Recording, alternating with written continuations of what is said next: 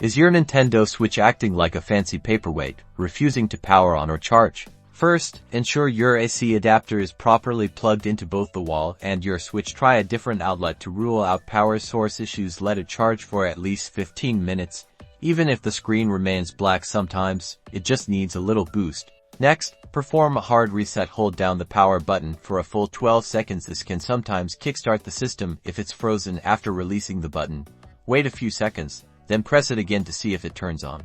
Detach the Joy-Cons. Faulty Joy-Cons can occasionally interfere with the Switch's power functions. Try powering on the Switch without them attached.